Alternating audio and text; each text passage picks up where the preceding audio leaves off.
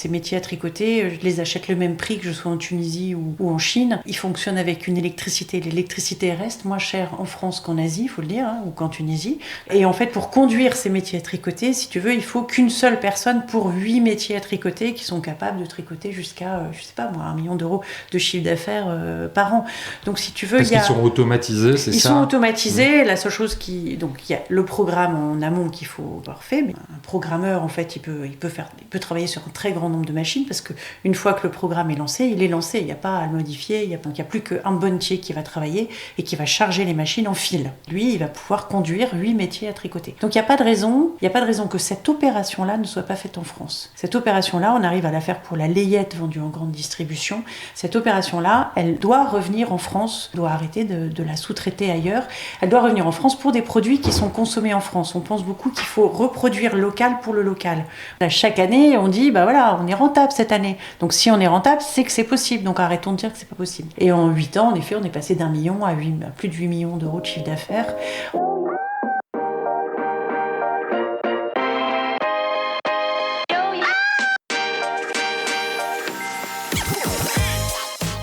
Bonjour et bienvenue parmi les Digital Doers, votre podcast source d'inspiration pour les acteurs de l'innovation. Ce programme est coproduit avec Comexposium pour l'événement incontournable qu'est le One-to-One Retail e-commerce de Monaco. Je suis Cyril Duplessis, acteur du changement dans le digital depuis plus de 20 ans. Je donne ici la parole aux personnalités de notre écosystème en France, qu'ils soient prestataires, annonceurs, marques, retailers ou pure players. Ils sont des acteurs engagés dans leur business et l'innovation fait partie de leur quotidien. Source intarissable d'inspiration, je vous propose une conversation dynamique et sincère pour vous donner accès à leur retour d'expérience, leur vision et leur analyse sur les tendances et les perspectives marché. Depuis juillet 2019, les Digital Doers rassemblent des témoignages uniques et de grande qualité directement accessibles ici même, mais aussi sur les chaînes partenaires. En effet, je produis et anime des chaînes de podcast pour compte de tiers, c'est-à-dire pour des prestataires de services, du retail et du e-commerce. Le concept est simple, inviter un prospect à venir discuter de votre problématique avec un expert maison dans une conversation tripartite. Vous êtes intéressé? N'hésitez pas à me contacter directement sur le site lesdigitaldoers.com ou via LinkedIn. En attendant, je vous souhaite une bonne écoute, toujours sans coupure. Quand on évoque le retail et le e-commerce, on pense souvent à acquisition, fidélisation, taux de conversion, solution de paiement, bref, distribution. Pourtant, il existe un aspect essentiel et insuffisamment évoqué, selon moi, c'est celui de la production. En effet, sans produit, point de vente. Pour en parler, j'ai la chance de recevoir Karine Renouy-Tiberghien, copropriétaire des manufactures de layette et tricot. Si vous suivez l'actualité de notre écosystème, vous la connaissez certainement. En décembre dernier, avec son associé Arnaud de Bellabre, Karine a cherché à racheter la marque Camaïeu mise aux enchères après sa faillite. C'est finalement Célio qui a remporté la mise, mais cette opération a été l'occasion de mettre un très gros coup de projecteur sur son activité. En effet, Karine et Arnaud sont à la tête d'une entreprise qui fabrique en France des tissus et vêtements pour bébés, mais également des pulls, des bonnets ou encore des articles de sport et de mode. Leurs clients sont des acteurs importants de la grande distribution comme Carrefour, Auchan, Leclerc ou Kiabi, mais aussi des marques comme Bompard, Aigle ou Balzac Paris. Nous parlons donc bien d'un business model wholesale. Pour structurer notre conversation, nous allons bien sûr parler du marché et peut-être même des marchés sur lequel ou lesquels se positionne notre invité. Nous poursuivrons sur les sujets de production à proprement parler. Les manufactures de layette et tricot possèdent en effet 3 sites de production, 2 à Roanne et l'autre à Pau, et emploient près de 85 personnes. L'idée sera de comprendre ce que veut dire fabriquer en France, et croyez-moi, nous irons dans du très concret, c'est promis. Enfin, nous reviendrons sur l'épisode Camaïeu. Pourquoi avoir envisagé le rachat de cette marque? Le projet a déclenché un formidable enthousiasme dans les médias et sur les réseaux sociaux. Alors la question qui me vient naturellement est la suivante. Qu'est-ce que cela a changé pour l'entreprise? Mais avant de répondre, Karine, peux-tu te présenter en quelques mots? Oui, Cyril, je peux. Donc, je suis Karine Renouy-Tiberghien. J'ai aujourd'hui un peu plus de 50 ans. Je compte plus maintenant. Et en effet, j'ai repris la manufacture de layette au départ avec mon associé Arnaud en 2016. Et depuis, nous avons repris 2 autres manufactures en 2018 et en 2020. Nous tricotons en France, dans 3 usines, en rectiligne, c'est-à-dire que ce sont des métiers à tricoter qui vont tricoter tout ce qui est pull, bonnet, écharpe pour le bébé, la femme ou l'homme. Nous ne tricotons pas de t-shirt, par exemple. C'est une autre maille qui s'appelle une maille circulaire. Donc nous sommes des tricoteurs rectilignes. Nous avons aujourd'hui plus de 80 métiers à tricoter et on adore ce qu'on fait. Alors, on va revenir en détail sur tout ce que vous faites. Pour bien qu'on comprenne comment t'en es arrivé à faire ce que tu fais aujourd'hui avec Arnaud, c'est quoi ton parcours? T'as plutôt une formation ingénieur, commercial, comment t'as construit ton parcours professionnel? Alors, je crois que tout a commencé en fait quand j'avais 8 ans. Alors, on monte très très loin. Non, et en plus, je dirais peut-être même que ça a commencé encore avant. Ça a commencé sans doute au 19e, quand ma famille a fait la révolution industrielle et a monté des très grosses usines dans le Nord. Mon arrière et son arrière-grand-père avaient monté le groupe Tiberghien Frères qui faisait à la fois filature, tissage et tricotage au cours du XXe siècle dans le nord de la France. Et après 5 générations qui a piloté ces différentes usines, la mondialisation est arrivée fin des années 60, début des années 70 et le groupe a fait faillite, donc quand j'avais 8 ans. Donc je pense que l'histoire a commencé il y a très longtemps. Elle s'est un peu accélérée quand j'avais 8 ans, un peu dans le sens où je me suis dit, tiens, le textile n'est plus quelque chose qu'on peut faire en France, parce que mon grand-père n'était pas le seul à avoir fait faillite. Tout le monde, toute l'industrie textile du nord de la France a fait faillite pendant, disons que ça a pris une dizaine d'années. Ça s'est terminé au début des années 2000 quand on a décidé de lever les quotas asiatiques et de laisser les enseignes commander autant de produits qu'elles voulaient très très loin. Et là, les derniers tricoteurs qui pouvaient rester ont eux aussi fait faillite. Aujourd'hui, on est une quinzaine d'entreprises à être capables de travailler le vêtement pour la grande distribution ou pour les marques. Donc, c'est vous dire à quel point on produit même pas 3% des vêtements qu'on consomme en France. Mmh. Et donc cette histoire, j'avais 8 ans. Pour moi, c'était terminer le textile en France. Donc j'ai fait autre chose. J'ai fait une école de commerce. À 8, oui. Pas tout à fait à 8 ans. Bon, t'as fini par faire une école de commerce. J'ai fini par faire une école de commerce quand j'avais 20 ans. Ouais. Tu as raison. Dans le Nord ? Non, pour le coup à Toulouse, dans le sud. Ouais, je trouvais déjà qu'il faisait plus beau au sud qu'au nord. Et puis après, j'ai travaillé dans un cabinet de consultants qui s'appelait Arthur Andersen. Mm-hmm. Et ensuite pour des holdings. Et la dernière société chez laquelle j'ai travaillé s'appelait Média Participation et reprenait des entreprises dans les domaines de médias, que ce soit la presse, l'audiovisuel ou le bouquin. Et j'ai adoré ça. J'ai adoré reprendre des entreprises pour un groupe. Et à un moment donné, je me suis dit, mais en fait, faut que ce groupe il soit le mien. Alors c'est intéressant parce qu'on voit bien la passerelle en fait entre cette activité qui consiste à reprendre des activités pour compte de tiers, pour des Exactement. Financiers, et puis passer à l'acte. Et tu vas nous le préciser. Qu'est-ce que tu retiens de ces années où tu as fait ce métier-là ? C'est quoi l'asset avec lequel finalement tu pars pour pouvoir te lancer toi dans ta propre aventure ? L'avantage, c'est que du coup, tu fais des bêtises, mais avec les sous des autres.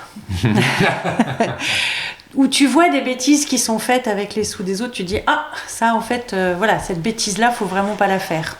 Donc, en fait, c'est très empirique la reprise d'une boîte et même la conduite d'une boîte. Et puis, tu rencontres des gens qui sont juste exceptionnels et tu te dis, ah ouais, lui, il a compris ça. Il me fait... Voilà, tu progresses sur plein de sujets différents, ce qui fait qu'à un moment donné, tu te dis, bon, j'ai certainement pas toutes les clés, mais j'en ai quand même pas mal. Et il y a un moment, quand tu conseilles, souvent on te demande pas de faire parce que c'est pas le même métier. C'est pas le même métier et puis t'es peut-être plus efficace en enchaînant les conseils, je sais pas. Mais du coup, on pense pas forcément à toi pour faire. Et à 45 ans, je me suis dit, mais non, mais en fait, je veux faire, et tant pis, je ferai des bêtises, mais je veux vraiment faire. Et du coup, j'ai cherché une entreprise à reprendre. Donc tu pars en fait, et tu vas nous expliquer comment tu as fait pour faire ce choix-là, et puis raccrocher les wagons finalement avec l'histoire familiale. À mon avis, c'est pas complètement innocent. Tu pars avec l'idée, donc avec l'expérience de ces plusieurs rachats. Je comprends entre les lignes que la dimension humaine joue aussi, c'est-à-dire que tu as dit avoir rencontré des gens exceptionnels qui avaient compris. Tu as appris de tes erreurs. Et des erreurs des autres, enfin pas que les miennes en fait. C'est quand tu vois des choix qui sont faits, tu te dis 2 ans après, mais non en fait il s'est planté. Enfin c'était pas ce choix-là qui. Est-ce que justement il a pas fait assez attention aux hommes et aux femmes qui l'entouraient? Est-ce que, enfin voilà, il y a plein d'erreurs que tu vois plus et qui te forment presque autant que les tiennes parce qu'en fait tu vois le résultat 2 ans après, tu dis bah oui mais là il s'est vraiment bien planté, il ou elle s'est vraiment bien planté, donc faut pas faire un truc comme ça, faut faire gaffe à ça. Et à l'inverse, t'as vu ce qui fonctionnait. Et à l'inverse, j'ai vu des gens brillants qui voient les choses un peu plus vite que d'autres, qui savent s'entourer des bonnes personnes. C'est ça, c'est ce vers quoi je voulais t'amener, c'est-à-dire est-ce que finalement une des façons de rencontrer le succès, ou du moins d'éloigner les échecs, c'est savoir s'entourer et déléguer à des gens, c'est-à-dire aussi accepter qu'on n'est pas un expert partout. Déjà, c'est plus sympa d'être avec les autres, déjà. Enfin, je pense que avancer seul dans ta tour d'ivoire, t'as plein de raisons de faire des conneries parce qu'il n'y a personne pour te dire... alors quand il n'y a qu'une seule personne qui te dit je pense que tu as tort d'aller dans cette direction, bah, tu te dis bon bah écoute je prends ma décision, mais quand ils sont plusieurs à te le dire, tu peux te poser des questions. Donc déjà oui, c'est très important d'être entouré avec des gens qui sont un peu différents, et surtout différents de toi. Et ton autre question c'était... Et c'était accepter que finalement tu ne peux pas maîtriser tous les métiers de l'entreprise, et donc faire confiance en déléguant. Et au-delà des métiers, je te parlerai après de mon associé, c'est aussi qui tu es toi. Enfin, il y a des trucs sur lesquels on va être super fort parce que c'est ta personnalité, c'est ta nature, c'est la façon dont ton cerveau est fabriqué. Donc sur des sujets, tu vas être hyper bon. Une crise, tu vas savoir celle-là la gérer, mais... vraiment finger in the nose. Et puis il y a d'autres trucs qui te tétanisent et tu sais pas pourquoi, avec objectivité tu te dis mais pourquoi, enfin ça va, et en fait t'as besoin d'un autre qui lui est pas du tout tétanisé, et puis boum boum boum, et puis la crise s'aplanit. Donc c'est pas seulement sur ton expertise, c'est aussi sur qui tu es toi. En fait faut accepter qu'on n'est pas on n'est pas bon sur tout, et heureusement d'ailleurs, sinon ce serait vraiment très chiant, je pense. Non, mais c'est bien de s'entourer. Donc, merci pour cette précision. Tu décides donc, alors en quelle année, rappelle-moi, finalement... 2016. 2016. Comment tu passes d'une situation probablement très confortable, dans une entreprise qui fonctionne bien, avec probablement un bon salaire, à la partie entrepreneur, je vole de mes propres ailes. Comment on fait ? Alors, je pense déjà, moi, je suis entourée, dans le Nord, on a la chance, on est entouré de plein d'entrepreneurs. Enfin, dans ma famille, la plupart de mes cousins sont entrepreneurs. Ça fait un peu partie de notre... j'ai beaucoup d'exemples autour de moi, et je me disais, bah oui, en fait... c'est sympa hein, le salariat, c'est sympa les bons salaires et tout ça, mais il y avait un petit truc qui manquait quand même de pouvoir prendre mes décisions, aussi mauvaises soient-elles ou aussi bonnes soient-elles, sans avoir à en référer. Il y avait ce côté, j'ai envie d'avancer de mes propres ailes, et c'était plus important que le confort, en fait. Donc c'est vraiment ça qui a guidé, c'est l'envie de... l'envie de me lancer dans le grand bain, et puis soit de me noyer, j'étais prête à me noyer, enfin voilà, c'était pas... Tu avais envie d'essayer ? Ouais, j'avais envie d'essayer. Et comment tu montes ton projet ? Donc tu rachètes une entreprise, tu vas racheter une entreprise. Le chemin est plus long que ça en fait. Justement, en fait, c'est comment... Fais-nous le trait d'union là, entre la fin de ton activité salariée et puis finalement d'entrepreneur. En fait, il y a une association qui est vraiment une association extraordinaire, donc je suis contente de t'en parler aujourd'hui, qui s'appelle le CRA, Cédants et Repreneurs d'Affaires. On pourrait changer de nom, mais c'est pas top. Mais l'asso est top. Et en fait, ce sont d'anciens cadres de boîtes, d'anciens dirigeants de boîtes qui sont montés en asso, ils ont entre 60 et 70 ans, je sais pas, enfin, ils ont un certain âge, mais surtout une très belle expérience. Et en fait, ils aident tant les cédants d'entreprise, c'est-à-dire des gens qui sont peut-être en province, qui ont géré leur boîte pendant 50 ans, et puis qui se disent, moi, partant à la retraite, je ferme la boîte, quoi. Et eux, ils sont là pour dire, non, ferme pas la boîte, tu vas trouver un jeune repreneur, enfin, jeune, 40, 45 ans, qui va lui avoir envie de profiter de tout ce que tu as mis en place et de faire perdurer ce que tu as créé. Donc, déjà, ils travaillent sur ce sujet-là, et puis ils travaillent à former de futurs jeunes repreneurs. Donc en fait, on part en formation pendant un mois. Alors à Paris, ça se passe du côté de Nanterre, mais il y en a partout, en Europe, en France, en province. Et pendant un mois, en fait, tu vois défiler plein de gens qui te permettent de dire à la fin du mois, oui, la reprise d'entreprise, c'est pour moi, ou non, surtout pas, je reste salarié. Et ça, c'est vraiment un passage hyper, enfin, c'est vraiment un mois hyper intéressant où tu as à la fois des témoignages de repreneurs d'affaires qui vont te dire la première année tu vas te payer que dalle et tu vas bosser 19 heures par enfin j'exagère mais 12 heures, tu vas pas compter 12-15 heures, ouais. 12-15 heures par jour. Est-ce que t'es prêt? Est-ce que ta femme, est-ce que ton mari, est-ce que tes enfants sont prêts à ça? Est-ce que si ça se passe mal dans 2 ans t'auras dû vendre ta maison, ou est-ce que tes enfants ils ont toujours un toit? Enfin, donc que des questions, des bonnes questions de façon à ce que tu partes dans la reprise d'entreprise connaissant parfaitement les risques, en ayant parlé autour de toi aussi. Enfin voilà, il se passe quoi si ça foire? Est-ce que t'es ok là pendant un an? Je gère plus trop les enfants. Enfin, donc c'est des bonnes questions qu'il faut poser dans son entourage pour que quand tu reprends la boîte, il y a déjà plein de trucs qui sont aplanis. Donc, et puis il y a des études de cas. Donc, par exemple, il y avait un moment, on devait reprendre une boîte qui fabriquait je sais plus quoi. Et puis, il y avait le directeur commercial. Il fallait gérer ce que disait enfin, voilà, c'était des études de cas, comme tu fais en école de commerce. Et ce qui était très intéressant, c'est qu'à côté de moi, il y avait un garçon plus jeune que moi, Arnaud.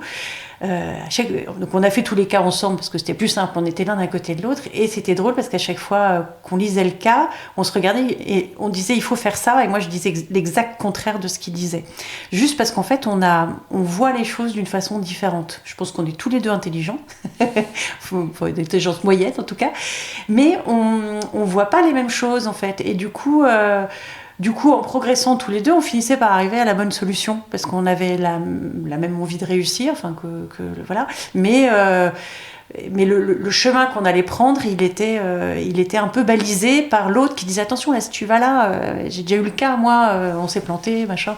Et donc voilà. Et donc j'ai trouvé ça très intéressant. À la fin de cette formation, on te montre aussi comment chercher les cibles, parce qu'en fait la reprise d'entreprise, c'est trouver l'entreprise à reprendre. Donc on t'indique, t'as des petits trucs qui te donnent, et ça peut aller jusqu'à si tu veux vraiment reprendre une scierie qui fait tel métier, tu vas dans le bottin ou dans le compas, et puis tu détermines toutes les scieries machin, et t'appelles tous les gars qui ont plus de 60 ans qui ont cette scierie-là, et puis tu leur demandes si leur boîte est à vendre, tu vois ça. Enfin c'est ça, ou ils ont une espèce de bourse de transmission.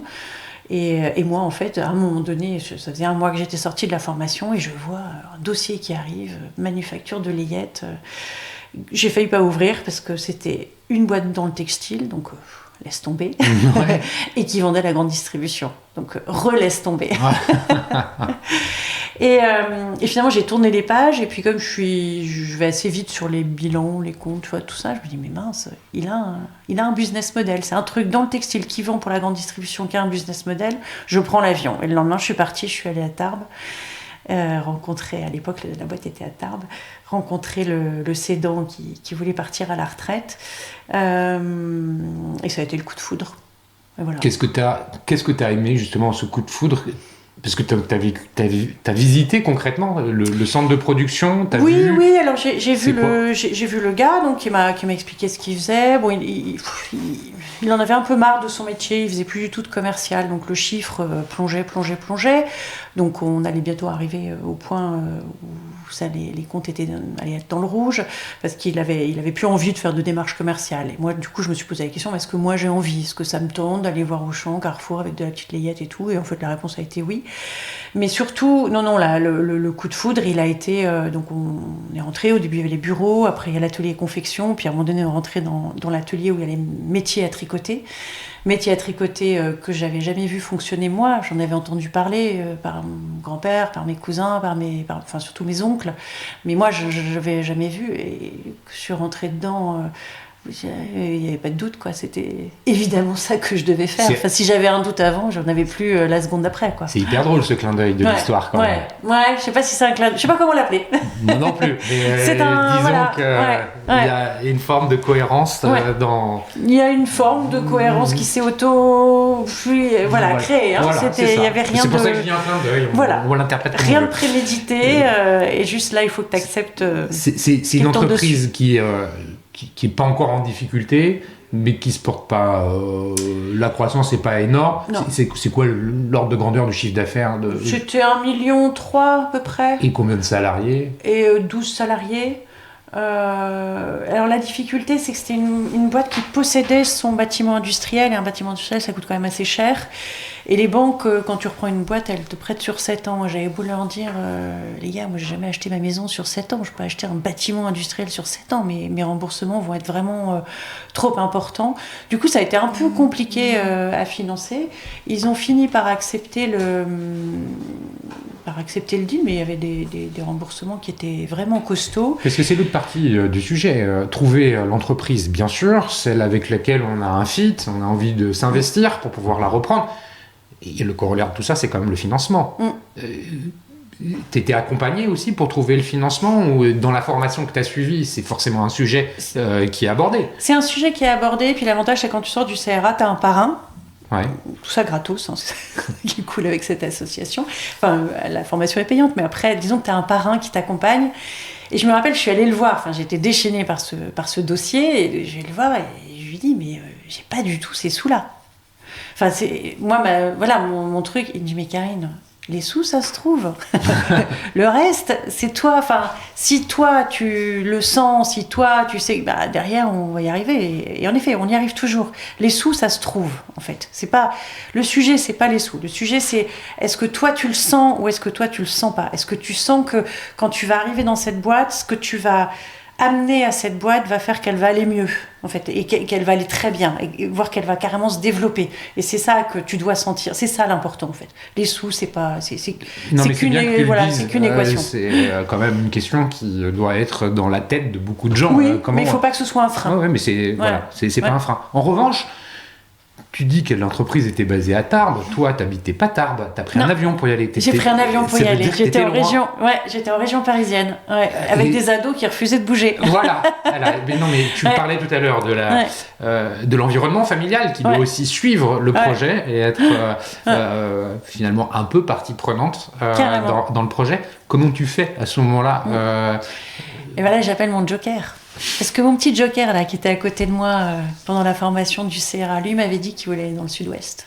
Tu vois, c'était un Parisien aussi, mais il voulait aller dans le sud-ouest. Et qu'il adorait le textile parce qu'il avait bossé chez Darel, tout ça.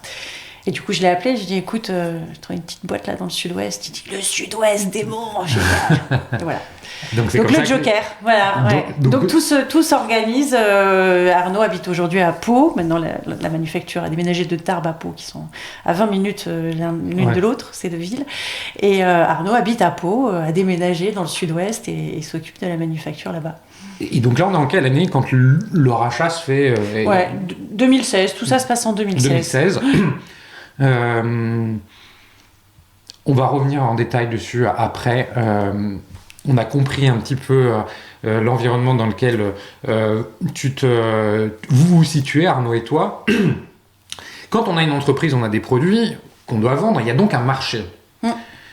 On va élargir un peu parce que peut-être que le marché s'est élargi aussi avec le temps depuis 2016. Aujourd'hui, dans quel marché vous vous situez? Parce que là, on parle de vêtements. Tu le disais en préambule, effectivement, le monde du textile, c'est quand même pas simple. On pense à la fast fashion, on pense à la délocalisation de la production, principalement en Asie. On peut aussi parler de la pollution qui est liée à tout ça. Comment ça fonctionne aujourd'hui en France, ce marché, juste pour qu'on borne bien le sujet dans lequel vous vous insérez? C'est un marché en constante mutation. Et j'espère qu'avec Arnaud, on participe à cette mutation, en fait. Depuis le début, on dit, sur notre petit domaine de textile, qui est le tricotage, le tricotage se fait avec des métiers à tricoter qui sont des métiers qui marchent avec l'électricité, enfin, des métiers, voilà. Et que ces métiers travaillent en France ou ailleurs, en fait, il n'y a pas de raison que ça travaille ailleurs, en fait. Ces métiers à tricoter, je les achète le même prix que je sois en Tunisie ou en Chine. Ils fonctionnent avec une électricité. L'électricité reste moins chère en France qu'en Asie, il faut le dire, hein, ou qu'en Tunisie. Donc on a beaucoup de chance en France d'avoir une énergie qui, par rapport aux autres pays, a longtemps été très raisonnable et le sera à nouveau parce qu'on va revenir à une situation normale, j'espère, d'ici peu. Et en fait, pour conduire ces métiers à tricoter, si tu veux, il faut qu'une seule personne pour 8 métiers à tricoter qui sont capables de tricoter jusqu'à, je sais pas moi, 1 million d'euros de chiffre d'affaires par an. Donc si tu veux, parce qu'ils sont automatisés, c'est ça? Ils sont automatisés. La seule chose donc il y a le programme en amont qu'il faut avoir fait, mais un programmeur, en fait, il peut travailler sur un très grand nombre de machines parce qu'une fois que le programme est lancé, il est lancé. Il n'y a pas à le modifier, il n'y a pas tout ça. Donc, il n'y a plus qu'un bonnetier qui va travailler et qui va charger les machines en fil pour les remplir de fils. Mais lui, il va pouvoir conduire 8 métiers à tricoter. Donc, il n'y a pas de raison, depuis 7 ans, c'est ce qu'on martèle, il n'y a pas de raison que cette opération-là ne soit pas faite en France. Cette opération-là, on arrive à la faire pour la layette vendue en grande distribution. Cette opération-là, elle doit revenir en France. On doit arrêter de la sous-traiter ailleurs. Elle doit revenir en France pour des produits qui sont consommés en France. On pense beaucoup qu'il faut reproduire local pour le local. Moi, j'ai aucune envie que mes produits soient exportés en Chine. Je demande à produire local. Donc, on produit local pour le magasin qui est à côté de chez nous, ou en tout cas à une distance de moins de 1000 km autour de chez nous. Donc, c'est vraiment ça c'est vraiment notre... ce qu'on essaye de transmettre comme message et de prouver au jour le jour. Chaque année, on dit, on est rentable cette année. Donc si on est rentable, c'est que c'est possible. Donc arrêtons de dire que c'est pas possible. Et en 8 ans, en effet, on est passé d'1 million à plus de 8 millions d'euros de chiffre d'affaires en ne dérogeant jamais à ce truc, parce que il y a des clients qui nous demandent est-ce que vous ne pourriez pas tricoter en Tunisie? La réponse est systématiquement non. Nous tricotons en France. Après, l'assemblage pour la layette, donc pour le bébé, on peut le faire un petit peu... Enfin, on le faisait majoritairement en Tunisie. On était à 95% en Tunisie quand on a repris la boîte. Parce qu'effectivement, et on va revenir dessus, il y a la fabrication de la matière, panneaux de tricot, et l'assemblage. Voilà. Je sais pas comment, la couture, c'est quoi le terme? Oui, l'assemblage, la couture. Il y a coupe et la confection. La confection, voilà, c'est le mot qui convient peut-être davantage du vêtement à proprement parler. On va revenir là-dessus, mais arrêtons-nous quand même un peu sur le marché. C'est un marché où tu vois que tes clients aujourd'hui portent un regard différent sur la production Made in France. Est-ce qu'ils te remontent les attentes de leurs consommateurs à eux? Tu vois, si on prend une vue un peu plus macro, c'est quoi ton point de vue sur ce marché? C'est assez incroyable ce qui s'est passé depuis, je dirais, 4 ans. Un peu avant le Covid. Ça a commencé un peu avant le Covid. Cette vague qui vient surtout des jeunes consommateurs, que nous on voit sur la layette, forcément la maman a 27 ans. C'est une vague forte du consommer moins, consommer mieux, du consommer éventuellement seconde main, acheter un truc peut-être un peu plus cher mais qui durera plus longtemps ou qui correspondra aux valeurs de la personne. Et ce truc-là, il est très très fort. Et il y a 4 ans, les enseignes de grande distribution nous invitent souvent à leur stratégie annuelle, en fait. Et il y a 4 ans, j'étais hyper contente. J'avais envoyé la photo à Arnaud. J'avais dit, t'as vu, page 4, petit alinéa, là, ils ont parlé Made in France. J'étais hyper contente. Les stratégies là, auxquelles on a assisté l'année dernière parlaient du Made in France à chaque page, en fait. Enfin, et en fait, ils parlent du Made in France parce que c'est leur enfin c'est pas parce qu'ils ont envie. C'est le consommateur final qui les pousse à aller le consommateur vers là. final veut aller vers là en fait.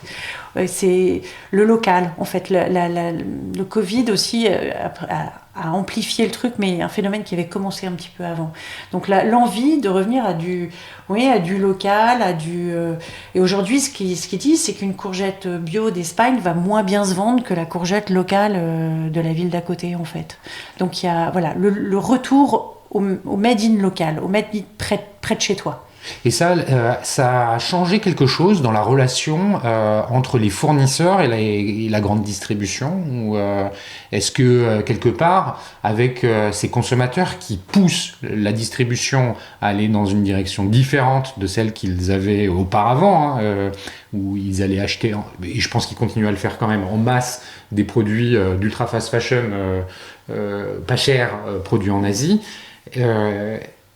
le fait que leurs consommateurs leur disent « Oui, mais nous, ce qu'on veut, c'est du Made in France, du local », est-ce qu'il y a eu une reconsidération des fournisseurs qui produisaient en France ? C'est inscrit dans leur stratégie. C'est de revenir en partie en France. Alors, pas surtout, mais par exemple, Auchan a inscrit dans sa stratégie de refabriquer en France 5% des vêtements Auchan. 5%. Mais si Auchan fabriquait aujourd'hui 5% de ses vêtements en France, il faudrait multiplier par 5 le nombre d'usines qui existent en France qui ne travaillent pas que pour Auchan. Pour te dire, l'objectif d'Auchan est incroyablement élevé par rapport à notre capacité de production aujourd'hui. Mais c'est bien, c'est ce vers quoi il veut aller. Donc on va vers là. Donc du coup, nous, ça veut dire qu'on a signé un contrat pluriannuel avec lui et il nous demande de doubler chaque année la capacité de prod qu'on lui réserve. Donc nous, à chaque fois, on rachète des machines, on recrute des gens. Ça pour vous, effectivement. C'est très bien, mais c'est toute la filière. Et toute la filière. Enfin, il fait la même chose avec les filateurs, avec les tisseurs, avec tout le monde. Donc en fait, Auchan est en train de faire bouger le truc. Alors tu diras 5% c'est pas grand chose, mais en fait c'est énorme par rapport à de là d'où on parle, c'est gigantesque. Et enfin quelqu'un pose le truc, tu vois. Jusque là personne. Mais moi la première, jusqu'à il y a 7 ans, franchement je regardais pas les étiquettes des fringues que j'achetais. Enfin c'était pour moi, c'était un truc qu'on ne pouvait pas bouger, tu vois, c'est tout. On fabriquait les vêtements à l'autre bout du monde par des gens qui n'ont pas les mêmes droits sociaux que nous. On salope un peu, l'environnement, mais c'est loin, tu vois. On se pose pas trop de questions. Il y a d'énormes travaux qui ont été faits pour abîmer un peu moins la terre très loin. Mais quand tu voyages un peu, tu te dis, il y a peut-être d'énormes travaux qui ont été faits, mais quand même, on continue à bien saloper. Donc, la grande distribution, les marques aussi changent un peu leur mindset. Alors, les marques, c'est un autre truc. C'est compliqué pour les marques.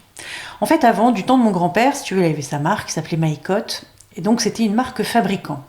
Donc, en fait, il y avait au même endroit la marge fabricant et la marge de la marque, si tu veux. Et la marque n'était qu'un truc pour vendre ce que l'usine fabriquait. En fait, ce qui était important, c'était le produit qu'on avait fabriqué. Ah tiens, comment on va le vendre ? Ah bah tiens, on va mettre la marque. Un peu comme nous, on fait avec la manufacture de layette.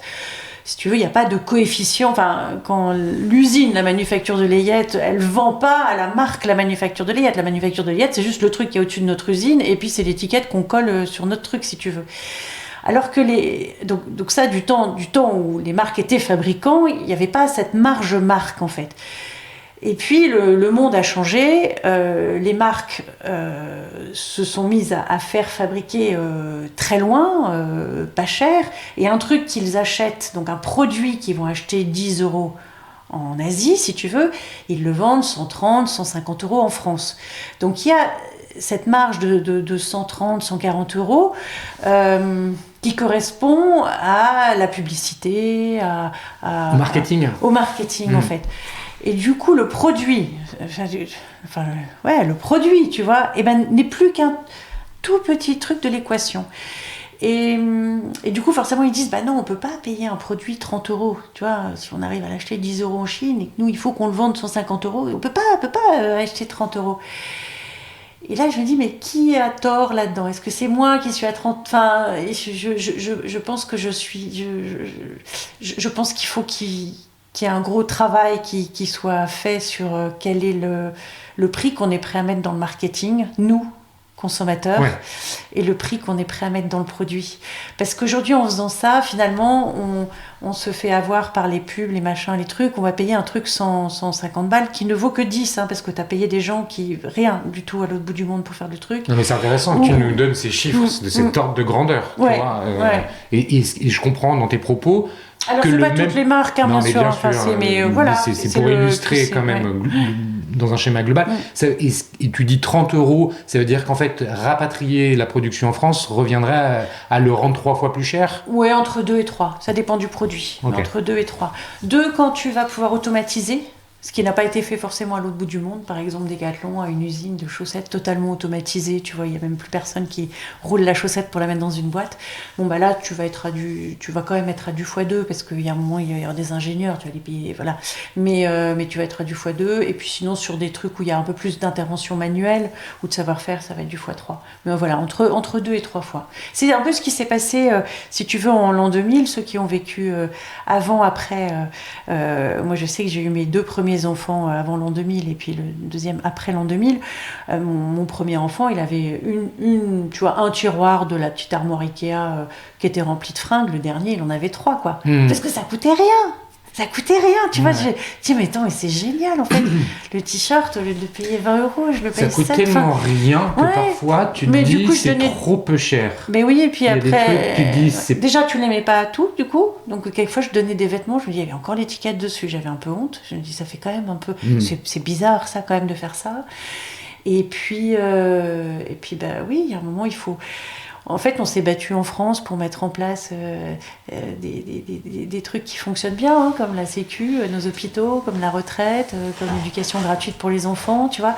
Et du coup, c'est normal de payer tout ça en achetant ton vêtement. Alors que quand tu l'achètes loin, eh ben, t'as pas payé pour l'éducation des enfants, des gens qui ont fabriqué le truc. T'as pas payé pour leur retraite, t'as pas payé pour leurs hôpitaux et quand ils sont malades, ils sont pas, tu vois, pas très bien. Donc en fait, il y a un truc aujourd'hui, une organisation mondiale à laquelle j'ai adhéré parce que j'y pensais pas, j'y réfléchissais pas, mais je pense comme tout le monde, voilà. Et aujourd'hui, où je me pose pas mal de questions, je me dis quand même, on est allé un peu loin, quoi. Et voilà, je suis très content que tu abordes ces sujets-là, parce qu'effectivement, on ne peut pas parler du textile, de cette industrie-là, en passant de côté ces enjeux-là, ces sujets-là. Je comprends dans ce que tu dis, quelque part, et est-ce que je me trompe, mais la grande distribution est peut-être un peu plus en avance que les marques ? Non, parce que tu as des marques, alors là, je ne peux pas les citer, mais avec lesquelles on avance... qui sont en train de transférer une partie de leur production en France et qui voilà, et dans lesquels je nourris de gros espoirs pour que de plus en plus de production revienne en France. Donc non, c'est un phénomène global. Point qu'il est aussi difficile de ne pas évoquer, c'est celui de l'inflation. On enregistre cette émission, on est le 6 février 2023. L'inflation, c'est un sujet qui depuis déjà quelques mois est au centre des préoccupations. Tu l'as sous-entendu tout à l'heure en parlant du prix de l'électricité qui allait revenir, et effectivement l'énergie est un des produits qui a le plus flambé en termes de prix. On entend dire que l'inflation joue un rôle de frein dans la consommation. Est-ce que ça remet en question finalement, de façon indirecte, les stratégies des retailers ou des marques consistant à dire ouais, finalement nos clients ont moins de pouvoir d'achat, le Made in France c'est un peu plus cher, on va mettre une petite pause parce que là on va rester sur quelque chose qui est économiquement facile d'accès, et là on peut penser au panier anti-inflation et toutes ces merveilleuses choses qui ont été inventées. Alors, d'abord, oui, c'est marrant parce que du coup, je me suis penchée en effet sur ce pouvoir d'achat et je voulais savoir à quel point on avait baissé le pouvoir d'achat. Cyril, notre pouvoir d'achat ne fait qu'augmenter depuis 1960. Je sais, alors là, tu prêches à un convaincu. Voilà, donc tout va mieux que ce qu'on nous dit. C'est-à-dire que le pouvoir d'achat a encore progressé. On a les chiffres jusqu'au 3e trimestre 2022, donc post-guerre Ukraine, et il a encore augmenté. Donc non, le pouvoir d'achat n'est pas en train de baisser. Oui, on est dans une période où, j'ai l'impression que ça fait plus vente de papier de dire qu'il baisse, mais la réalité des choses, qu'on peut tous aller voir sur le site de l'INSEE, on a des statistiques qui en France ne sont pas truquées, à ma connaissance, le pouvoir d'achat augmente. Il y a de l'inflation, le SMIC a augmenté bien plus que le montant de l'inflation. Donc bien sûr, le pouvoir d'achat augmente globalement et en moyenne, pas pour tout le monde, il y en a certains qui sont mieux lotis que d'autres. Il y a aussi des gens qui sont dans une extrême pauvreté et du coup, bien sûr, il faut qu'on s'en occupe. Mais il faut arrêter de dire que le pouvoir d'achat baisse, ça n'est pas vrai. Et il faut arrêter de dire que l'inflation est plus forte que l'augmentation des salaires. Ça n'est pas vrai non plus, en tout cas sur les plus petits salaires. Donc ça, c'est quelque chose que j'essaye de marteler auprès de mes clients. Donc, en fait, je sais pas, j'ai l'impression qu'on vit dans un pays qui est juste fabuleux et qu'on passe un peu... notre vie à se critiquer, à s'auto-critiquer, à dire qu'on est mauvais. Pour aller dans ton sens, il se trouve qu'on a quand même eu 2,6% de croissance en 2022, qu'il n'y aura pas de récession, qu'on a probablement la plus grosse croissance de l'ensemble de l'Europe, et que nos petits copains du UK, eux, ils sont en récession, que le taux de pauvreté explose. Je suis complètement d'accord avec toi. Cependant, cette réalité qui est exprimée dans tous les médias... Enfin, non, cette réalité... c'est pas une réalité, c'est une expression d'un sentiment. D'un sentiment. Ouais. Est-ce que ça a malgré tout un impact chez les distributeurs ? Leclerc, il est tout le temps sur BFM à expliquer ça. Nous, l'avantage de chez Leclerc, en fait, ce qui se passe, c'est qu'on livre les magasins en direct. Donc, en fait, dès qu'ils ont vendu 10 bonnets, 5 brassières, 3 manteaux, pouf, ils nous passent la commande qui correspond à ça. Bon, on n'a pas vu les commandes baisser. Donc, c'est que ça, c'est que ça se passe bien. Ouais. Voilà. Donc, oui, je pense qu'on est tous un peu inquiets. Depuis 2020, on est un peu inquiets parce que cette histoire de grand confinement, ça nous a quand même ramené à des questionnements sur la liberté. Pendant quand même un mois, je sais pas si tu te rappelles, on n'avait pas le droit de se déplacer. C'était des trucs qui étaient violents quand même. Et du coup, cette sécurité dans laquelle on était en France et tout ça, ça a un peu disparu. On a tous un peu plus peut-être peur, un peu. Mais il y a un moment où il faut aussi reconnaître les trucs. On vit dans un pays... Globalement, les choses vont bien. Bien sûr, on peut progresser sur plein de sujets, droits des femmes, il y a encore plein de trucs à faire. Mais tu vois, aujourd'hui, tu m'interviews. Je pense qu'il y a 20 ans, il y avait très peu de femmes qui étaient interviewées. Tu me tends une perche. Je vais quand même, puisque je suis très content d'avoir en 2022 eu autant de femmes que d'hommes qui sont passés derrière le micro. Et je te garantis que c'est parce que j'ai fait... des efforts parce que c'est assez compliqué. Il y a moins de femmes que d'hommes qui sont à des postes de décideurs, c'est une réalité, et que celles qui y sont super sollicitées et donc beaucoup moins disponibles. Voilà, donc parenthèse fermée, mais je suis content d'avoir réussi ça. Mais si on le fait, si on vient, c'est aussi pour être un espèce de rôle modèle et se dire qu'il y a d'autres femmes qui se disent si elle y est allée, j'y vais aussi, tu vois. Et les jeunes femmes, je crois surtout dans les jeunes femmes là qui vont arriver, je pense que chaque génération, ma mère a signé c'est mon père qui a signé le contrat de travail de ma mère, tu vois d'où on vient. Donc elle n'avait pas le droit à avoir le carnet de chèques. Le carnet de chèques était réservé au chef de famille qui était quand même son mari. Donc on part de loin. On est arrivé aujourd'hui dans une situation qui va toujours pas bien. C'est vrai que je suis la première à monter au créneau quand sur une estrade je vois 5 mecs, surtout quand il y a un avocat et puis un architecte. Je dis, c'est des professions où tu peux trouver des femmes. Alors faut nous chercher un peu plus, mais au final si on veut on peut. Donc c'est bien. Donc voilà, globalement les choses vont mieux. Et voilà, et c'est bien qu'on le dise de temps en temps. Mais je suis tellement content qu'on puisse avoir ces discussions. Je partage ton sentiment de façon très appuyée. Pour revenir sur l'entreprise, tu as commencé à l'évoquer tout à l'heure, la façon dont ça fonctionne avec des machines modernes, automatisées, qui fonctionnent avec une personne. Comment on passe en 7-8 ans d'un outil industriel peut-être que je me trompe, j'ai envie de dire vieillissant peut-être, tu peux. À quelque chose de moderne. Comment on fait la transition ? Est-ce que tu peux nous expliquer justement cette transition et nous décrire la réalité de production industrielle de la manufacture de layette et tricot. Ouais. Alors déjà au début on a commencé par le plus simple du tricotage, donc c'est du tricotage rectiligne en panneau. C'était du point mousse parce que c'était que pour le bébé, donc que du point mousse, c'est le point le plus simple à tricoter, et dans une matière qui est vraiment pas chère, qui est l'acrylique, et du coup, voilà, si tu gâches un peu de matière, il n'y a pas mort d'homme, quoi.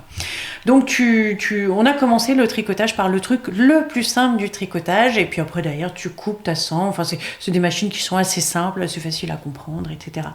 Et puis là on a vu arriver des clients vers nous, qui voulaient des trucs. Je disais, ah ouais, ce pull-là, quand même, comment ils font ce truc-là? Enfin, moi, c'est pas avec mes machines que je vais y arriver. Et à ce moment-là, on entend parler de métiers à tricoter qui sont à vendre à Roanne. Et puis, on va voir. Et en fait, la personne s'arrêtait, en fait. Parce qu'elle avait un seul client et que ce client avait aussi une usine au Portugal et qui comptait tout déplacer au Portugal. Sauf qu'il y avait une équipe de dingues qui tricotait depuis 40 ans, qui savait tout faire et qui tricotait sur des métiers à tricoter qui sont des véritables Ferrari, qui sont des petites Shima, et qui étaient capables de tricoter en 3D, en fully fashion, enfin tous des trucs dont on rêvait. On a enfin vu une machine moderne. Très moderne et en même temps très quali, si tu veux. Et ils étaient capables d'aller chercher des clients extrêmement qualitatifs, qui allaient demander du remaillage, qui allaient demander vraiment ce qu'on pouvait pas du tout faire à Pau, en fait. Et du coup, au lieu de racheter les métiers, évidemment, on a racheté l'entreprise qui s'appelle Jean Ruiz à Roanne. Et Jean Ruiz nous a vraiment fait progresser dans la compréhension de notre métier, en fait, de tricoteur, en fait. On a commencé à comprendre petit à petit les vraies subtilités de ce métier, qui est un métier fabuleux. En tricotage, on peut faire des trucs de dingue. Enfin, déjà, c'est beau, c'est les matières. Comme quoi? Mais même des robes, même des espèces de ponchos écharpes qui te réchauffent, tout doux, t'as juste envie de t'emmitoufler, t'as juste envie que l'hiver arrive pour t'emmitoufler là-dedans. En travaillant des matières de dingue. Alors, c'est quoi les matières, justement? Parce que là, tu parles des vêtements. Les matières naturelles, c'est quand même ce qu'il y a de plus beau. Ça sera la laine, l'alpaga, le coton. Oui, il y a des cotons qui sont très très bien tricotés. Un jersey de coton, ça peut être très très beau. Le mohair, c'est aussi une matière que j'aime bien travailler. Donc le mohair, c'est des chèvres. C'est des petites chèvres de mohair. Ouais, tout à fait. Des petites chèvres. Il y a plein de matières, donc il y a une diversité de matières. En rachetant Jean Ruiz à Roanne, on apprend à travailler ces matières-là. Donc vous récupérez le savoir-faire et les machines. Voilà, exactement. Et puis les hommes et les femmes qui sont toujours à nos côtés. Et donc vous rachetez ça avec déjà des clients. Oui, en fait, j'avais des clients à la porte, mais que je ne faisais pas rentrer à Pau parce que je voyais bien ce qu'ils me demandaient de faire et je savais bien qu'à Pau, je n'allais pas y arriver. Donc là, j'ai lâché les vannes. Et là, ils viennent à Roanne. Du coup, les clients viennent à Roanne. Donc c'est 3h22 depuis Paris. En plus, à Roanne, on a un petit 3 gros qui est bien placé. J'aime beaucoup aller déjeuner le midi.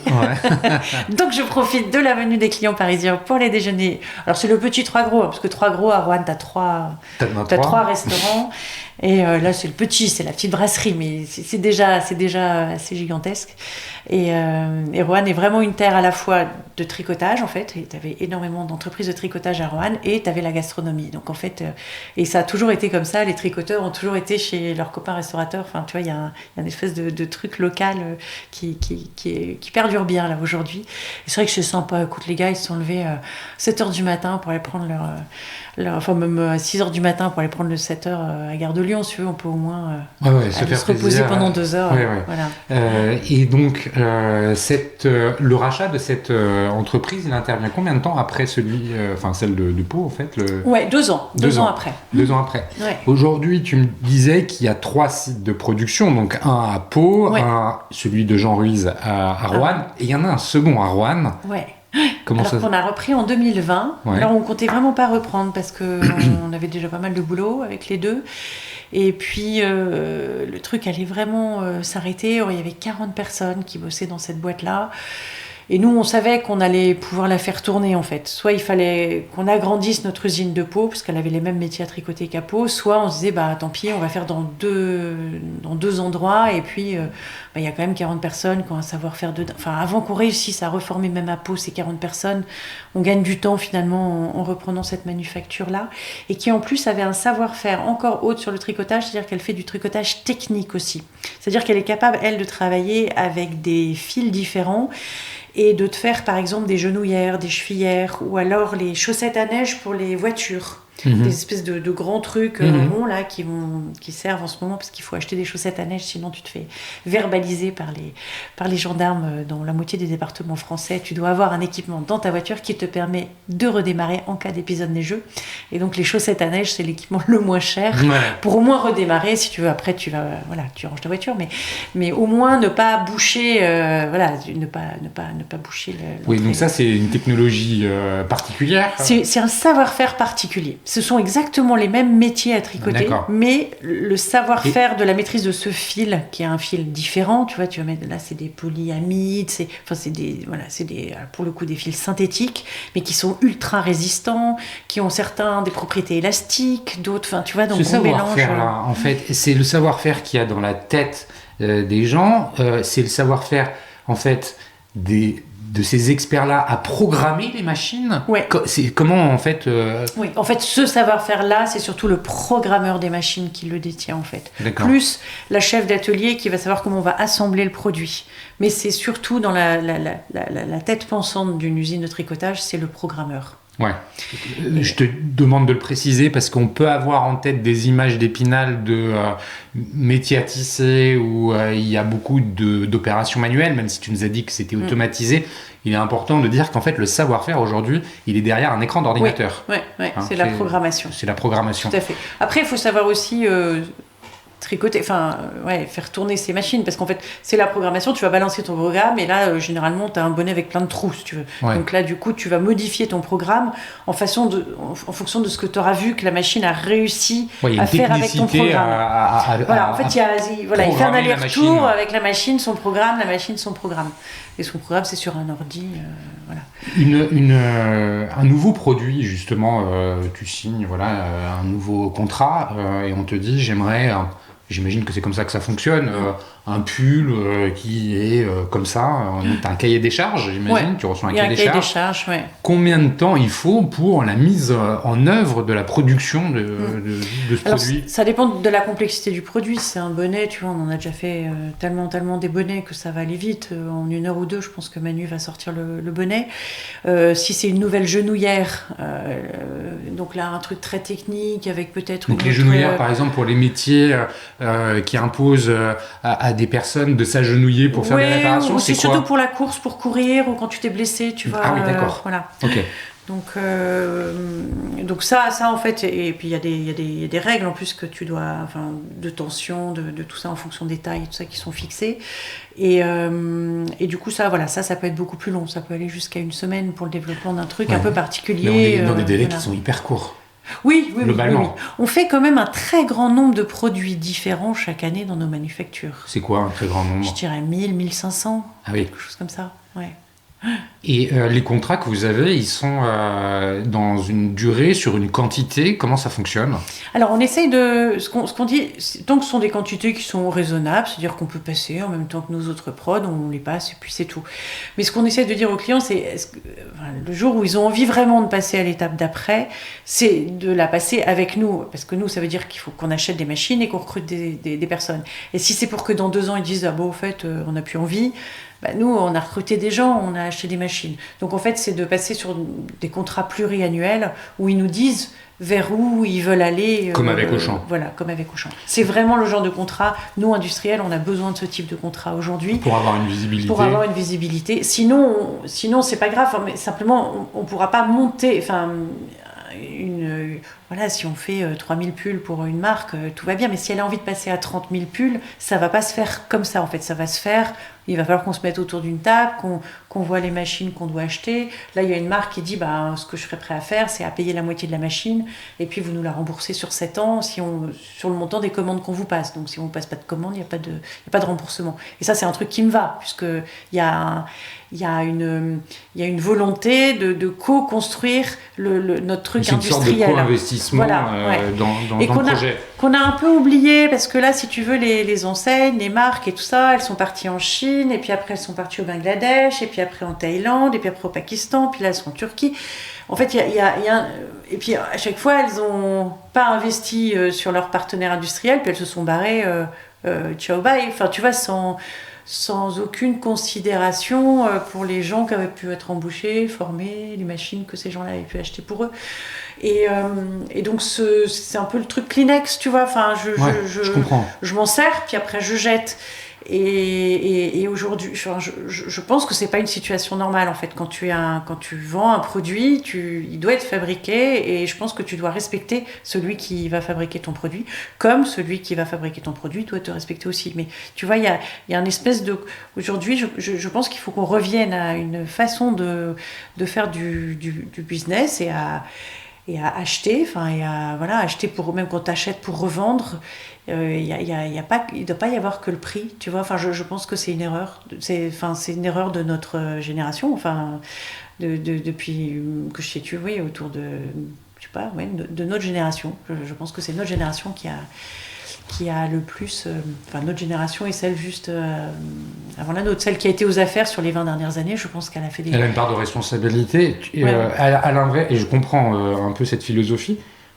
À l'inverse, est-ce qu'une jeune entreprise, une jeune marque qui se lance, qui dit « moi j'ai besoin d'une petite série, je me lance, je ne peux pas m'engager », c'est quelque chose, une demande à laquelle vous êtes en capacité de répondre? Est-ce que quelque part derrière, il y a un minimum En fait, ces jeunes boîtes qui se montent, c'est super. Enfin, je pense que j'ai bien 3 messages par jour de jeunes entreprises qui souhaitent se créer avec une entreprise qui fasse attention, voilà, éco-responsable, une marque éco-responsable. Je vois beaucoup de marques éco-responsables qui se montent et tout, et je trouve ça super. Enfin, moi, je préfère qu'il y ait plein de marques éco-responsables plutôt qu'un gros machin, tu vois, donc c'est super. Et je trouve que cette volonté, ces jeunes de s'y mettre, de prendre le risque, de tout ça, c'est super.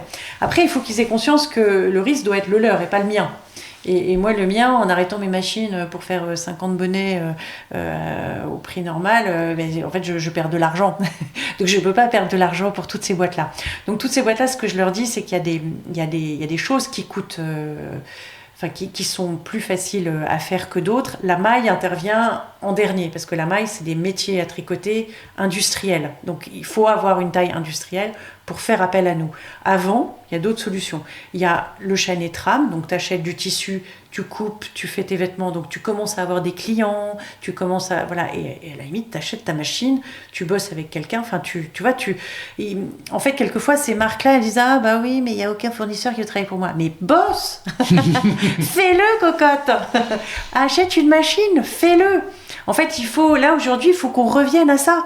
Il faut qu'on revienne à... De toute façon, il n'y a pas assez d'usines. Le jour où sa marque éco-responsable, et je l'espère, aura du volume, il n'y a pas assez d'usines. Donc, de toute façon, il faut créer des usines. Donc, il faut y aller. Il faut réapprendre à faire et pas à compter sur l'autre. En fait, il faut faire. Ah bah ça, c'est un super message que tu nous transmets. Juste une question me vient en t'écoutant parler. Les machines là dont tu parles, qui sont à Roanne ou à Pau, ça fait quelle dimension? Juste parce que j'aime bien être concret, parce que on est avec des mots. C'est grand comme cette table.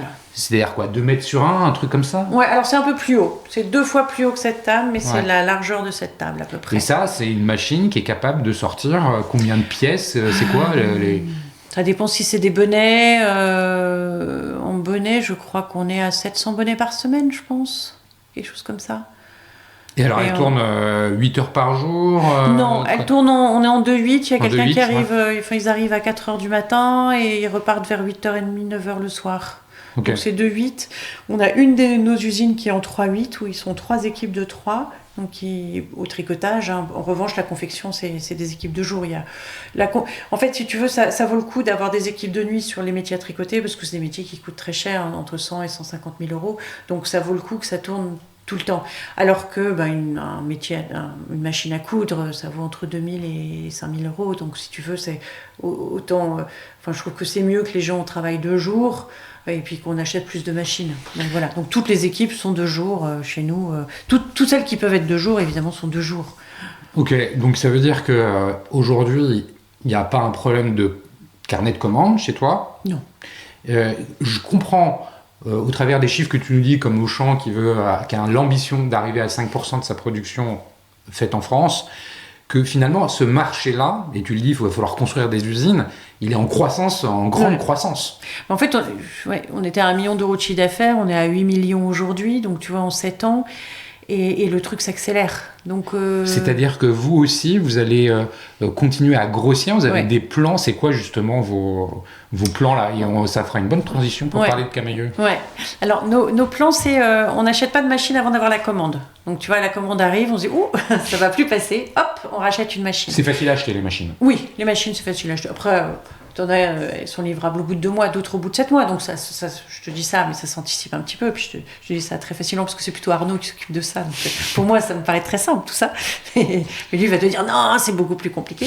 Mais globalement, c'est ça. Enfin, il n'y a pas de pénurie de métiers à tricoter dans le monde. Et voilà. Mais le principe, c'est ça. On n'avance pas avec des fonds d'investissement. C'est vrai qu'il y a des fonds d'investissement qui nous ont dit mais laissez-nous venir. Vous aurez une grosse somme, vous pouvez acheter tout plein de métiers à tricoter d'un seul coup. Mais en fait, je dis, oui, mais du coup, il va falloir vendre tout ce que ces métiers à tricoter vont faire. Et oui, mais du coup, vous allez pouvoir avoir une équipe commerciale. Donc, en fait, c'est pas le développement qu'on a envie d'avoir. Nous, on développe, on va peut-être finir par recruter un commercial. Pour l'instant, on s'en sort Arnaud et moi, mais peut-être qu'on va finir par recruter un commercial. Mais voilà, on va chercher les commandes, et puis une fois qu'on a les commandes, on fait le plan avec oh là là, ça passe pas à tel endroit ou à tel endroit. Et après, c'est quoi, une fois par trimestre que vous voyez ça? Oui, à peu près. Ouais. Ou tous les 6 mois, parce qu'en fait c'est par saison si tu veux. Donc d'ailleurs, il y a une saisonnalité marquée dans votre activité ou pas? Alors, sur le bébé, sur la layette, non, parce que les bébés naissent toute l'année. Et en fait, tu sais, même dans les maternités, même en plein mois d'août, il peut faire 10 degrés parce qu'ils ont mis la clim à fond.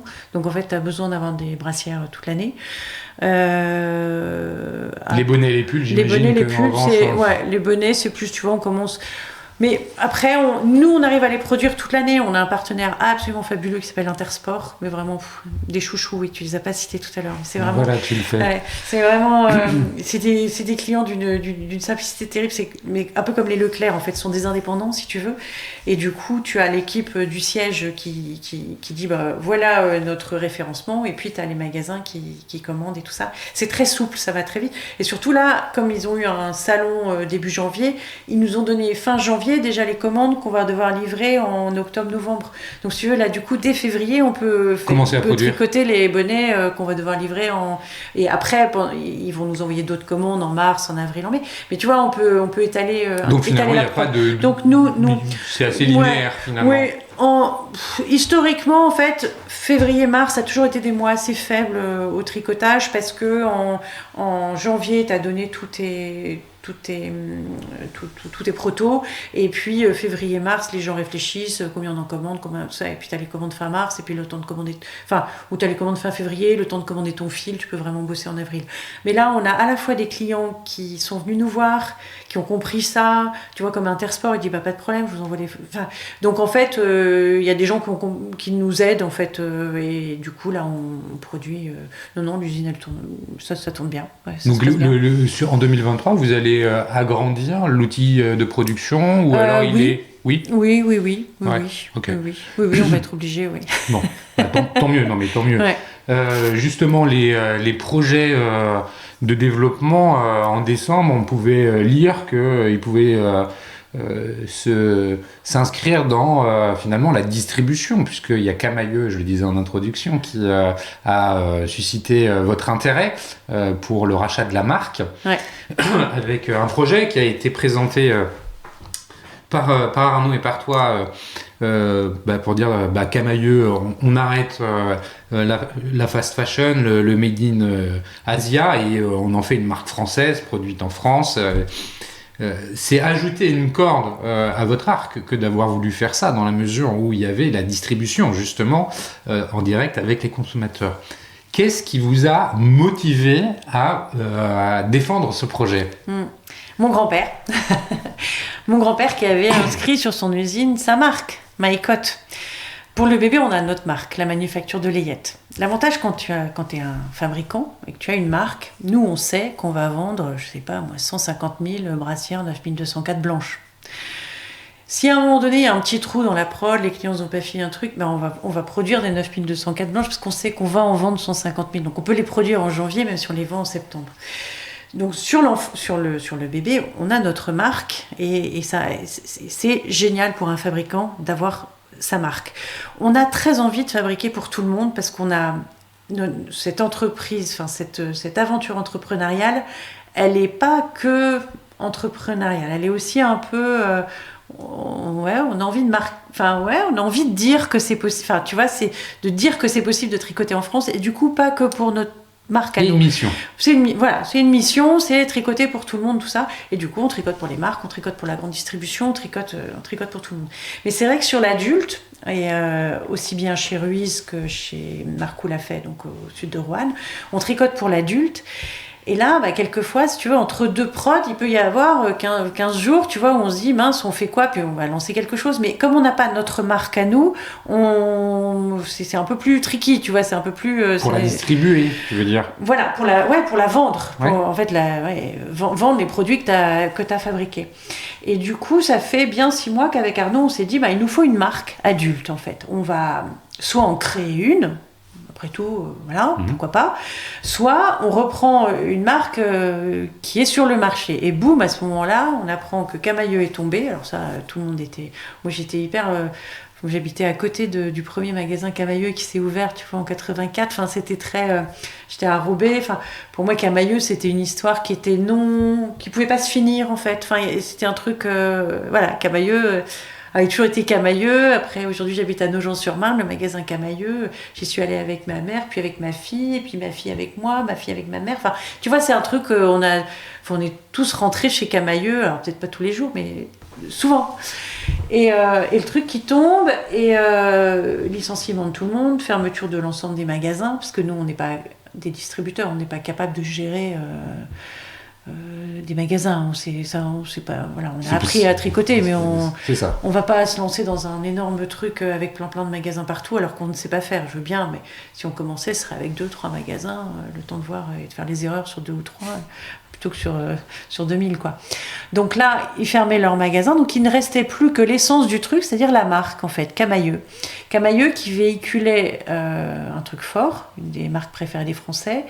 Et puis un truc, en 84, le slogan, c'était « On produit à moins de 200 km de Roubaix ». Donc un slogan qui correspond à ce que nous, on dit 40 ans plus tard, en fait. Ça. Et du coup, on s'est dit, on reprend le slogan, on prend Camaïeu, on reprend le slogan, et boum, Camaïeu Made in France. Et après, on savait que c'était vendu aux enchères, on ne savait pas qui étaient les autres... qui allait faire partie de cette salle des ventes aux enchères. Donc du coup, tu pars un peu dans l'inconnu, tu dis, nous, jusqu'à combien on monte, enfin, tu vois, comme... bon. Et puis, j'en parle sur les réseaux, plus parce que je parle de tout ce qu'on fait, quoi. Et là, mon petit post LinkedIn qui explique, donc on s'intéresse à Camaïeu pour telle raison, on voudrait refaire un Camaïeu Made in France. Et il y a 3,5 millions, je crois, de lecteurs LinkedIn, et il y a 3 millions de gens qui lisent mon post. Là, tu te dis... et là, déchaînement, je pense que j'ai enchaîné, 7 interviews par jour pendant 2 semaines. Tout est le Figaro, la Voix du Nord, la Croix, tout le monde. Libé, le Progrès. Et du coup, tu te dis, en fait, c'est quand même un sujet qui est plus fort... Tu vois, moi, je le défends depuis 6 ans, je suis à fond dedans et tout, donc il y a des moments où je dois saouler tout le monde avec mon truc. Et en fait, je me dis, je suis en train de me faire dépasser par les autres qui sont presque plus royalistes que... Enfin, je sais pas, il y a un truc là qui s'est passé dans ma tête, je me dis, c'est quand même très étrange cette histoire, très très étrange. Parce que toujours pas compris. T'as donc un peu scénarisé le projet sur LinkedIn. Mais moi, très réaliste. Ouais, mais très réaliste. Oui, enfin, très réaliste. Ouais. Oui, en toute transparence, enfin sans en faire des caisses. Ouais. Ce que je veux dire par là, c'est que tu as expliqué les étapes par lesquelles vous étiez en train de passer. Tu as fait des épisodes en quelque sorte. Tu les numérotais, si je dis pas de bêtises. Je trouvais plus mes petits. Tu sais, quand tu parles à autant de journalistes, il y a un moment, tu sais plus ce que tu as dit juste avant ou pas. Et on suivait tout ça. Il y a eu justement le sujet du financement pour racheter cette marque. Où tu nous informais que ça y est, c'était bon, vous l'aviez trouvé. Il y avait cet engouement énorme qui s'est manifesté. On est connecté sur LinkedIn depuis longtemps, donc avant cet épisode-là. D'accord. Je me souviens pas du nombre de followers que tu avais sur LinkedIn, mais là, en préparant cet épisode du podcast, je suis naturellement allé voir ton profil. J'ai vu que tu avais plus de 26 000 personnes qui te suivent. Comment ça a été vécu en interne, cette médiatisation forte de ce projet-là, et qu'est-ce que ça a finalement changé ou pas pour vous? Alors, en interne, la médiatisation forte, en fait, je pense les équipes aiment bien, elles suivent mon compte LinkedIn, je pense. Enfin, je sais. Tu sais. En fait, c'est aussi notre com interne, quoi. La com externe, interne. Ah tiens, Karine est allée chez machin. Enfin, tu vois. Donc voilà, ils savent ce qui se passe dans la boîte et ce qui risque de. Ah bah, Karine revient de chez Rodier. Voilà, il va peut-être se passer un truc. Donc voilà, ils savent. Voilà, ils ont l'habitude qu'on soit, puis ils se font facilement prendre en photo. Enfin, je leur dis surtout ceux qui n'ont pas envie de se retrouver sur mon compte. Voilà, ils se tournent, machin, tout ça. Je comprends que tout le monde n'ait pas envie d'être médiatisé. C'est vrai que tu rends compte de la réalité de ce qui se passe dans les centres de production régulièrement sur LinkedIn. On voit effectivement les personnes qui travaillent avec toi. Et puis, j'essaie de parler de notre métier parce que je pense que quand tu parles d'usine de textile, les gens ils voient ces usines de textile qui ont été développées pour nous en Asie où t'as 2000 personnes, t'as l'impression, franchement, ça ressemble un peu à un truc de bétail, tu vois. Nous c'est sympa chez nous, tu vois, c'est pas du tout ça. Hein. Nous c'est sympa.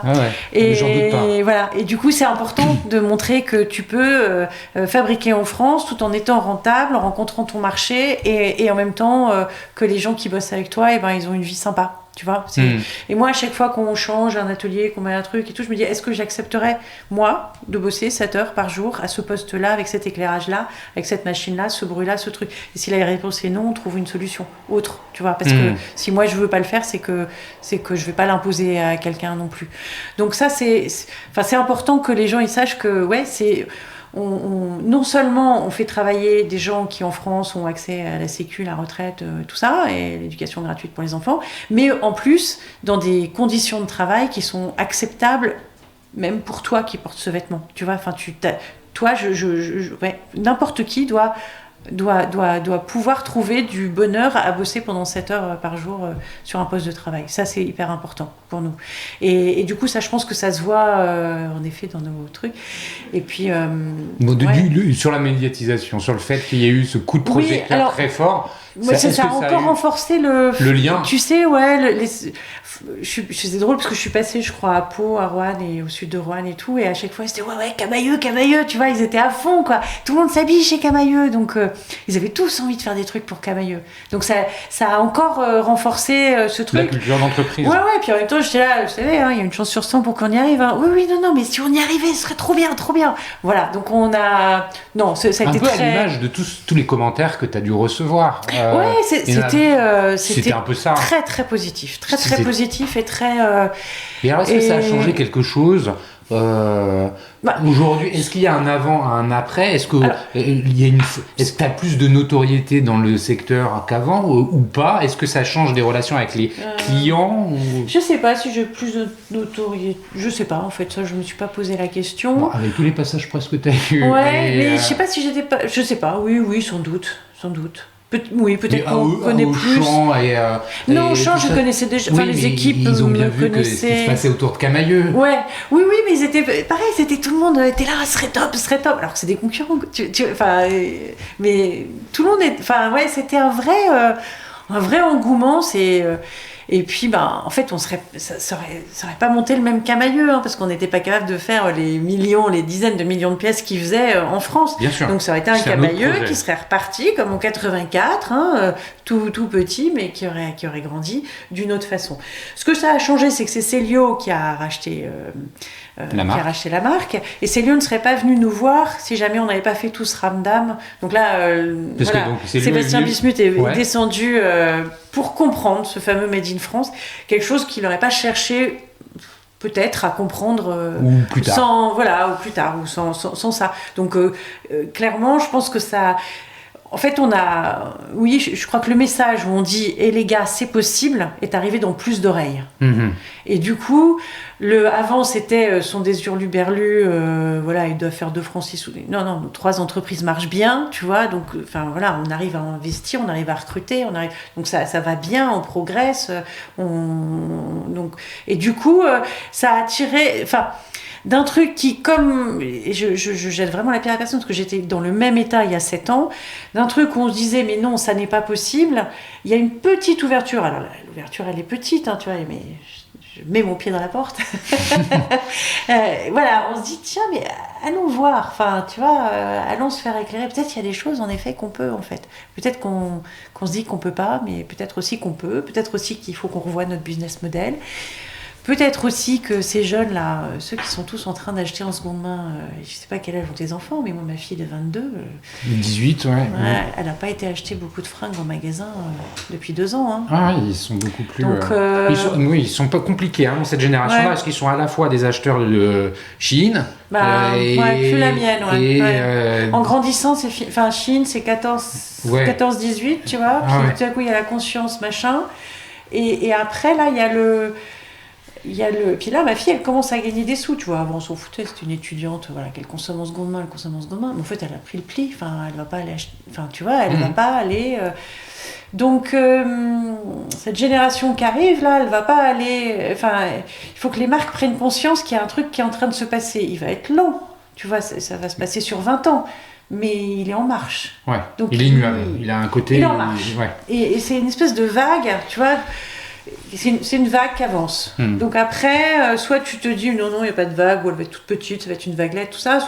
Soit tu te dis, peut-être que mon système a acheté un produit 10 balles, le revendre 130. Tu parles de vaguelette en mettant ta main dans la figure, en disant soit je me la prends dans la gueule, soit Voilà. Soit tu te dis, exactement comme le monde s'est transformé en 2000, comme quand mon grand-père a fait faillite dans les années 60-70, ceux qui lui ont fait faillite étaient les cousins, ceux qui avaient monté la Redoute, Damar et Auchan, qui lui passaient au début des commandes. Il avait dit mais écoute, arrête avec ta marque, produit pour nous on va vendre. Non, tu t'imagines pas, là on est en train de développer tous nos magasins et tout ça. Donc lui il s'est mis à arrêter sa marque, à arrêter ses commerciaux et puis à vendre juste avec ses cousins en fait. Et ses cousins à un moment donné lui disent non mais là on a tellement de magasins qu'on a un peu intérêt à les commander loin. Donc voilà, donc il y a eu et tout le monde l'a fait, personne n'a eu le choix, Auchan n'a pas eu le choix parce que Carrefour le faisait, tout le monde le faisait, donc il fallait bien le faire, et du coup on a laissé tomber notre industrie textile en France. Donc là il va falloir réindustrialiser parce que c'est possible de produire en France, que les consommateurs attendent tout ça. Bravo pour ça, merci pour ces explications. Avant que je ne fasse le petit mot de conclusion, est-ce qu'il y a un point qu'on n'aurait pas évoqué, qui te semble important d'évoquer ? Écoute, on a fait les femmes. Le Made in France. Je pense que t'as coché pas mal de cases. Je crois que là on est bon. On est bon. On peut réindustrialiser là, c'est bon. Tu sais que ça fait, je crois, 1h10 qu'on enregistre. Bon. C'est bien. Ça merci. Va c'est super. Non, on va rien couper comme à chaque fois.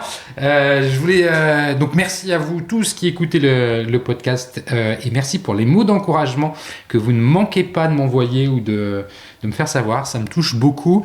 Merci à Comexposium et au One-to-One Retail e-commerce de Monaco pour le support qu'il apporte à cet épisode. Et puis Karine, encore mille merci d'être venue discuter derrière ce micro de tout ce projet entrepreneurial qui a commencé il y a 7-8 ans et qui continue. Merci pour ton sourire, je pense qu'il se sera entendu derrière le micro. Ça a été réellement un grand plaisir d'échanger avec toi. Bon, moi aussi. Merci. Pareil. À bientôt. Au revoir.